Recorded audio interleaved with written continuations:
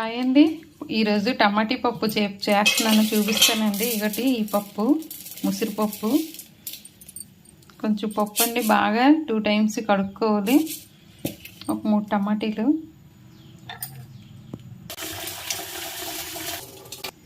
ఇంకటండి బాగా వాష్ చేసాను. కుక్కర్లో వేసుకుందాం. ఇంకటండి కొంచెం వాటర్ వేసుకుందాం. ఇంకటండి వాటర్ వేసుకొని 2 విజిల్లు పెట్టుకుందామండి. చాలు, 2 విజిల్కి ఉడికిపోద్ది మెత్తగా. స్టవ్ వెలిగించి స్టవ్ మీద పెట్టుకుందాం. పోపు వేసుకుందామండి. ఆయిల్ వేసుకుందాం. 2 టేబుల్ స్పూన్స్. ఆవాలు జీలకర్ర వేగిపోయండి. ఇప్పుడు ఎల్లుల్లిపాయలు వేసుకుందాం. పచ్చిమిరపకాయలు 2, ముక్కలు అల్లం అండి. 1 ఇంచి అల్లం ముక్క చిన్న చిన్న పీసులుగా కట్ చేసుకోవాలి. ఉల్లిపాయలు,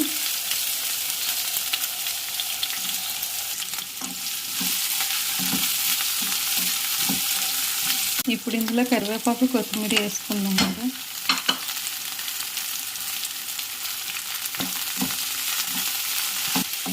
పోపు బాగా ఏగనిద్దాం. బాగా ఏగితేనే టేస్ట్ బాగుంటుంది. చూసారా, ఏగిపోయింది. ఇందులో చిన్నది ఇంగువ వేసుకుందామండి. ఇంగువ వేసుకుంటే పప్పు చాలా బాగుంటుంది టేస్ట్. టమాటీ వేసుకుందామండి. 3 టమాటీలు చూపించాను కదా, పెద్ద సైజు టమాటీలు. టమాటీ పప్పు కాబట్టి టమాటీలు ఎక్కువ వేసుకుంటే బాగుంటుందండి. పప్పుకి సరిపడా సాల్టు, పసుపు కొంచెం.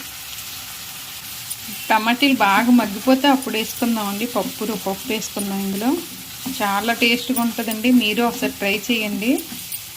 ఓకే ఫ్రెండ్స్, ఇది ఒక పొడుపుగా జరుగుతుందండి మీకు. లోన బంగారం బయట వెండి, ఏటో చెప్పండి. ఓకే ఫ్రెండ్స్, నాకు కామెంట్ పెట్టండి. కొంచెం కారం వేసుకుందామండి ఇందులో మనం. పోపు చూసారా బాగా ఏగిపోయింది. టమాటీలు బాగా మగ్గిపోయి. ఇప్పుడు ఇందులో పప్పు వేసుకుందాం. చూసారా పప్పు బాగా మెత్తగుడికిపోయింది. వేసుకుందాం. ఇప్పుడు పప్పు వేసుకుందాం. చూసారా చాలా టేస్ట్గా ఉంటుందండి ఈ పప్పుతోని. పప్పు టమాటీ చేసామంటే కామెంట్లో కామెంట్ పెట్టండి. లోన బంగారం బయట వెండి. ఓకే ఫ్రెండ్స్, ఉంటుందండి. పిల్లలు కూడా తినేస్తారు. మళ్ళీ పప్పు అనకన్నా తింటారండి ఇలాగా వండేరంటే. ఓకే ఫ్రెండ్స్, చూసారా కొత్తిమీర వేసుకుందాం. కొత్తిమీర వేసుకొని దించుకుందామండి. సర్వింగ్ బౌల్ వేసుకుందాం. ఓకే ఫ్రెండ్స్, ఇగటండి వేడివేడి పప్పు వేడివేడి అన్నంలో వేసుకొని తింటే సూపర్గా ఉంటుందండి.